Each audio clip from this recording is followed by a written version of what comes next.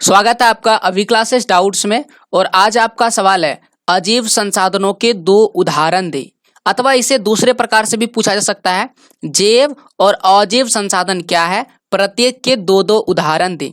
तो मैं दोनों का ही उदाहरण आपके सामने पेश करूंगा ताकि आपसे जैव संसाधन के उदाहरण पूछा जाए या फिर अजैव संसाधन का उदाहरण पूछा जाए, आप दोनों के ही उत्तर आसानी से लिख सकें। तो आइए इसकी परिभाषा के साथ समझते हैं। सबसे पहले लिखा गया जैव संसाधन, वे सभी संसाधन जिन्हें जीव मंडल से प्राप्त किया जाता है तथा जिसमें जीवन व्याप्त है, यानी कि जो सजीव है उसे हम क्या कहते हैं, जैव संसाधन कहते हैं, यानी जैव संसाधन कहलाते हैं।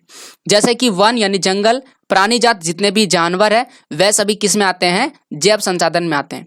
उसी प्रकार से अगर अजैव संसाधन की बात की जाए तो सभी संसाधन जो निर्जीव वस्तुओं से बने हैं, यानी कि जो निर्जीव वस्तु से बने हैं जिसमें जीवन नहीं पाया जाता है, अजैव संसाधन कहलाते हैं।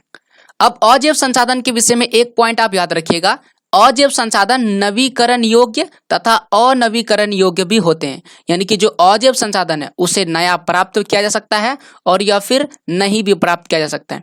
जैसे कि बात करें भूमि तथा जल, ये क्या है, नवीकरण योग्य संसाधन है, यानी नवीकरण योग्य अजैव संसाधन है। जबकि लोहा, बक्साइट ये क्या है, अनवीकरण योग्य अजैव संसाधन है। तो ये थे जैव और अजैव संसाधन। अपना डाउट्स हमें जरूर कमेंट कीजिएगा। Thank you.